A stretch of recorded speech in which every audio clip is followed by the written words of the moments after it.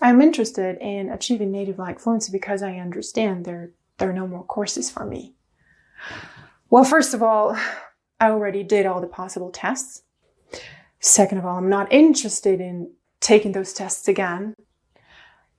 I am already a certified English teacher, and I'm supposed to speak English very well because I'm supposed to teach other people, but I always feel that what I know is not enough. And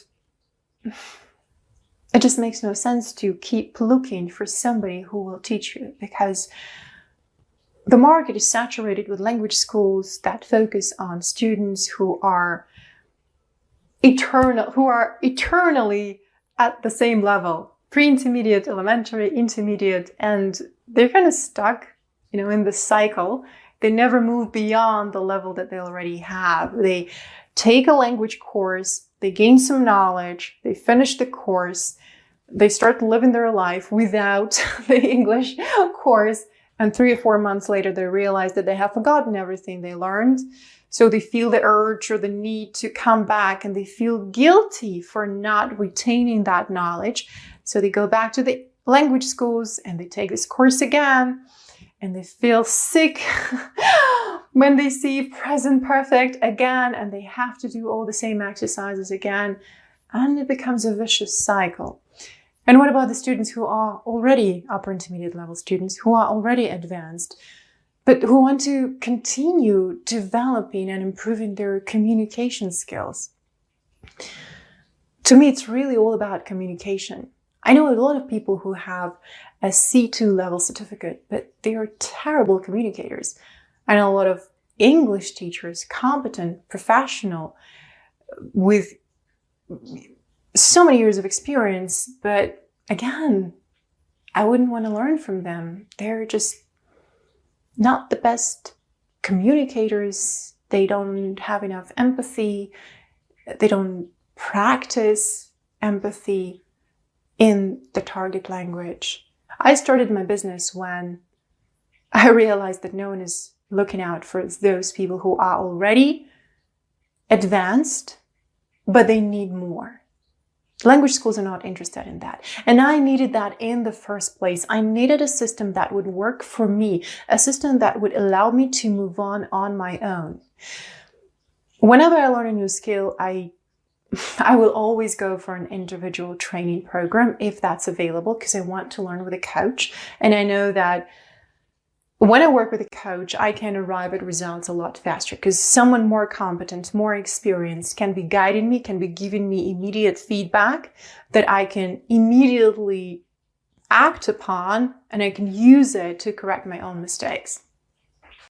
But I keep in mind all the time that at some point, I should be able to work and practice without my coach. I have seen this so many times.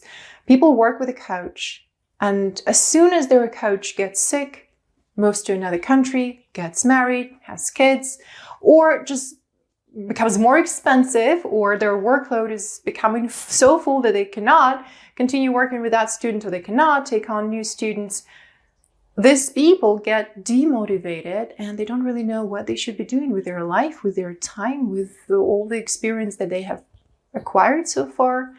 What do they do now? It reminds me a situation that I have seen so many times in so many gyms. I see a person working out with a coach, and a coach tells them what to do, and a coach puts together workouts for them. And then the day when their coach gets sick, or the day when their coach cannot come to the gym, they come to the gym determined to put a workout in, and they stand there amidst all that equipment and all those machines, not knowing where to begin and how many reps to do and with what intensity. They are helpless, and I never want to be in that situation where I feel helpless because I don't know what to do.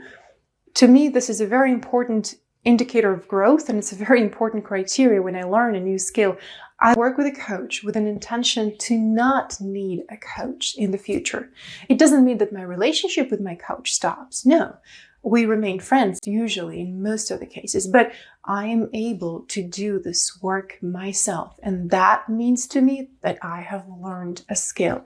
If I stopped working with a coach, but I haven't learned anything and I cannot do it on my own, what is it that I have learned? That's the question I ask myself. And if I can't answer this question, then I probably haven't learned anything.